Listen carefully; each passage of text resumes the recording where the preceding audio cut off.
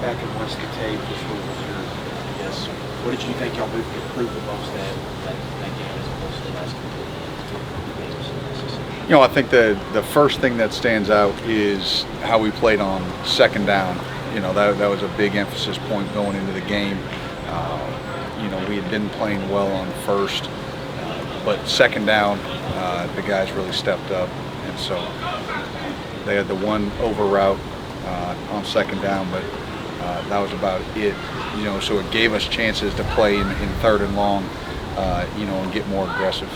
So every week in the SEC is a challenge. How different is the challenge this week versus last week, just because of the way Tennessee plays? Yeah, different personnel, different scheme. You just said it. Every week's its own little unique challenge scenario, and so the guys have to wipe last week. In terms of knowledge. What you'd like them to feel is that energy that they played with. I was really proud of the effort that they displayed, and we're going to need to carry that over. We're going to have to play a really clean game. Guys are going to have to win one-on-ones. They do an unbelievable job pushing the ball downfield, in one-on-one situations, especially jump balls. I think what people don't realize is just how well they run the football. I mean, they are physical up front. I think it's 200 yards a game rushing, and I know it's 300 passing.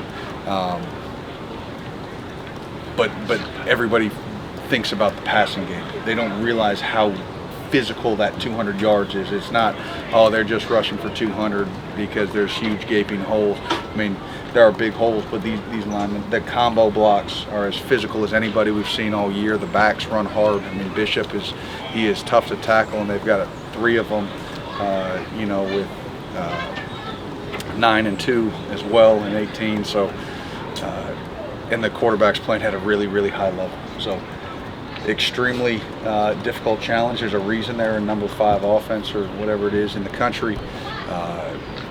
500 yards, 44 points a game. I think 34 points a game in SEC play, and it probably should be more. They should have had a couple more last week against Bama. And so, huge challenge. What does it say about that system that they had to switch quarterbacks so late in the offseason? It seems like they haven't really missed a step.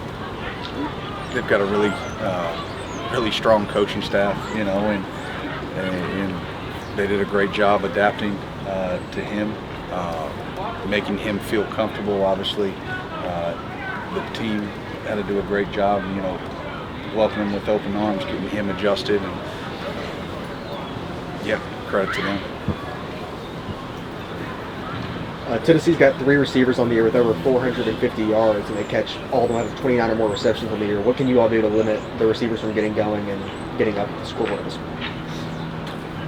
Pulled the fire alarm the night before. Maybe they come down with the flu. They're as good of a trio. I would put them up with anybody in the country. Like the way they run their routes, the way they attack the football. They're long, they're physical, they're fast. Matthews is, super smooth. Brazel goes up and gets it. Like, you better be strong at the contact point. Like, he's going to battle his tail off. Staley does an unbelievable job in the slot. And I don't know, they must train for marathons because they play the entire game, those 3, and they play full speed, nonstop. And it's really one of the most impressive things that I've seen on film, just how long they play at such a high level. Like, it really is impressive. And you were able to pressure the quarterbacks, especially last Saturday. How vital did that be this Saturday? Because they go at a different tempo. Yeah, anytime you can pressure the quarterback, that usually leads to positive things.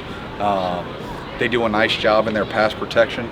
The quarterback does a nice job in the pocket. Obviously, we just talked about the wideouts and the space they can create both down the field. And so, again, the more pressure you bring, the more, isolated it gets down there. And so, we've got to do a good job. If we bring pressure, we've got to get home and we've got to affect the quarterback in that regard. Because if he's got time, it's a lot of space out there. it's one of those games when you watch the tape, you know, instead of being, you know, 53 and a third yards wide, like it feels like it's 60-yard wide field. Like it just like feels like there's more space when they're playing than everybody else. And so, again, huge challenge. It's the reason that they've been so successful. And so, yeah, it's going to be. Back end's going to have to make some individual plays. Front end's going to have to win some individual one-on-ones, you know, and affect the quarterback. We're going to have to try to get some turnovers, you know, create some short fields. We're going to have to get off on third down when we have an opportunity. And, you know, we're going to have to try to match their tempo, you know, with our effort. How have you seen Tyrion Nichols grow as he's kind of had to play more than you guys anticipated with DJ out for the last 5 games? Yeah, I think he's playing at a really good level right now, and he's first and foremost, he's such an unbelievable young man. Like he comes in every day with an unbelievable attitude. He's always got a smile on his face. He works really hard, both in the film room, in the classroom, and then when he comes out to practice. And so the results are not surprising because of the way he attacks his work. You guys have been using CJ Works a lot too. Can you just kind of talk on his game and what he's contributed to the team so far this season? Yeah, I've been proud of CJ, and I know we didn't get as was hoping to get him probably a few more reps on Saturday than he got. I thought Q Scott was playing at a really high level in that game, and you know, sometimes when you're on a heater, you got to just stay riding it. So. But he shows up every day, you know, really works hard. You know, he knows that he's got a lot of work to do. I mean, it's a lot in our defense to grow. And we talk about the outside backer position in general takes, you know, time to really understand the nuances of it, and to come in as a true freshman to try to dial in on those nuances. It's just going to take time, but he's putting in the time, the effort, and we'll just continue to see him grow. But yeah, still a lot of work to do, you know, in that front, and that's good. That's what you want in a development phase. Right before that game last week, we had talked about tackling a lot in the perimeter. Did you feel like you got through kind of the message to the guys what you wanted to see? You're just trying to jinx this whole thing, aren't you? Like, here's the deal. Like, it's like anything else. Effort, tackling, all those things are a week to week. You're not just going to roll the ball, hey, we did it great last week. It's just going to, like, it's not. Like, they have to be intentional in what they do. They have to be intentional in the effort. They have to be intentional in the work they put in, intentional in how they tackle. And I thought they were great in terms of group tackling. I thought they played with confidence.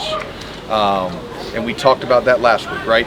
Confidence leads, right, to better tackling, because you're just going to shoot your gun, whether you make it or not. You know, the great example, Tyrion had one, he fired, shot his shot, like didn't get the ball clear to the ground at that moment, but allowed Q to come off of his, make the tackle, TFL, he popped, like that's team tackling. Like that's what we need, you know, and it's got to continue throughout the season. If you just sit there and say, hey, this is going to have to be one-on-one tackles every time, you're not going to, at the end of the day, you're not going to be a great tackling football team. But if you've got multiple hats to the ball, you'll be a much better team that everybody's saying, oh, you guys are tackling better. Well, no, but nobody's thinking about the first miss because we're pinning them down in the exact same spot. What's the key? One or two more. The step that Tavion Danson has made this year? Is it just being healthy? Is it something else that has elevated his play up there? Yeah, I think it's both. I think it's health and I think it's reps, and you know, it's invested time. Everybody wants to rush development. In an era of transfer portal and right now and microwave society, like, you can't rush development. It takes reps. It takes time. It takes time in the weight room to get bigger. It takes time to get stronger. It takes time to understand every technique that Coach Stewart's teaching at a D-line, like, and then the health piece, and then staying healthy. All of it combined, and you see an end result. everybody just wants the end result right now, and it doesn't work like that. Like, we've got to let these kids grow. And again, there's a lot out there that may not be playing a ton of reps, that in a year or two they're going to be making the same exact strides.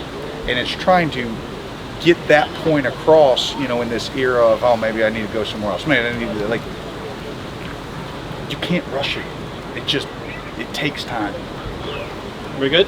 Was the plan to always come in and play early, or was it kind of a see what happens? Were you expecting the red shirt? How did that kind of work out? It was always like I wanted to come in and play early, but I wasn't really sure what it was gonna look like coming in here. But I came here working hard, and get on the field early. I believe in your recruitment, you kind of flipped late to Kentucky. Yeah. What led you to kind of ended up here?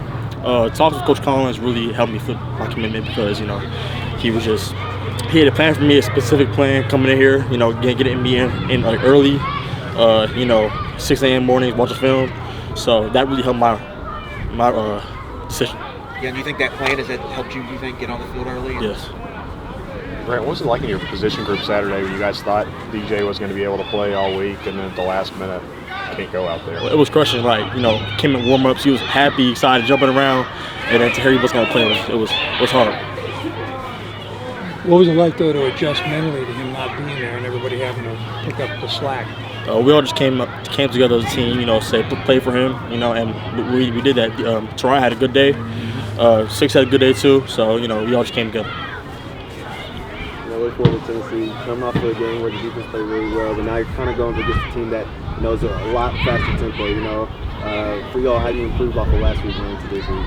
Just keep the same mindset. Kill everyone that's in front of you. Just lock down, know your assignment, and just play as a team. Watching them on film, what do you think about the tempo and that kind of challenge that you're going to face? There's really a lot of fast receivers, so we got to play with good tempo, play with good speed. Not try to guess what their route is, but just watching a lot of film this week and trying to just know what they're going to run and what down distance they're going to run in that. So, yeah. Any of the veteran guys in particular have been able to kind of mentor you a little bit and what you'll face this week? So Ryan Nichols and DJ and JQ have been a big factor in my development coming in here. They've always been in my corner. They've always just been, encouraging me to be a better player and telling me how to watch film and how to know tendencies and keys. So that's one thing that they've done. Because of that tempo they run, how much more challenging is it to have your communication straight? It's always important, I know, but is it even more so in a game like this? Yeah, definitely. We just gotta play with smart eyes, good tempo. That's all we gotta do. Grant, a lot of guys sometimes have to wait years to get their first pick. What was it like getting yours out of the way? Basically, the first time you really played extensive snaps. It was crazy. It was a crazy feeling, but I'm ready for the opportunity whenever it comes. So just gotta make a play. I'm excited to play as a freshman. It's just a dream come true. What they're asking you to do out there, how much were you prepared? Did you envision that as your role, or did they kind of move you into this class? That was an expectation I had for myself, but it's kind of different actually going out there and having to do it, I guess. What's been your kind of welcome to college football moment? Just how much we prep for the games. Just the preparation that goes to every single game. It's not like high school at all. Yeah. Do any of the older guys help you out at all? Yeah, definitely. When I first got here, just adjusting to how much work you need to put in to be ready for a game. But so yeah, most definitely. So what's the next step for you? What are the things you still need to work on? Everything. Yeah, everything. Just in all areas, I could be better for sure. Yeah. Physically, seems like you're doing pretty well. I know that was a physical tackle you had the other night. Yep. Is that something you felt like you could bring and kind of help get you on the field early? Most definitely. I bring physicality to the game. Just focusing on striking and getting to the cue, honestly. Yeah. And what are the coaches telling you maybe so you can get on the field more? What do they want to see you improve on? They just want to see more consistency from a consistent basis, just doing what I need to do. Yep. What's the first thing you think of when you're facing this Tennessee offense? They're gonna go fast, explosive offense, and they're just gonna try and keep it going. No remorse. They're just gonna keep going, go fast and explosive. It's really what I think for real. You've got some experience playing against them. How vital is that? How important is that? Yes, sir. It's a big game. It's a game changer because they want to catch you off guard with that tempo, and it's very vital that we get set up and make sure that we get in position to play the down so that they don't catch us off guard. But they're gonna go real fast, and it's challenging for sure. Ryan, obviously you were already playing a lot. Just what was the mood like Saturday when you found out in the last minute that you wasn't going to be able to go? I was just ready to pick up where my brother left off at, and really just make sure I'm going out there playing for my brother. So when I heard that 5 was going down, I was like, I got to go step in and make sure that I'm putting on for where he would leave off at. Coach said that was one of your best games. What was going so well for you? Just trusting what they put out there for us on the game plan, honestly, and trusting my teammates and just going out there and having fun, honestly, thanking the Lord every step. You guys have to have that goldfish memory, that short memory. And yet, what do you need to take with you from the Texas game into this game? Yeah, I think we played with a lot of energy. We played really well together, and I feel like we could go out there and just do the same thing and just keep doing it, and then on top of that, just build and make sure that if we can, bring more energy and bring more physicality and bring, so just building off of what we did last week with the energy and the physicality and build on top of it. There was so much talk going into the last game about the perimeter tackling. What did you guys do better there that you hadn't maybe done the weeks before? Yeah, so I mean, everybody's gonna see it. If we see it, they gonna see it. So I feel like our coaches are telling us, and we doing drills at practice to make sure that we go down there and making tackles. Cool. Thank you, Jordan. No problem. Thank you. Thank you.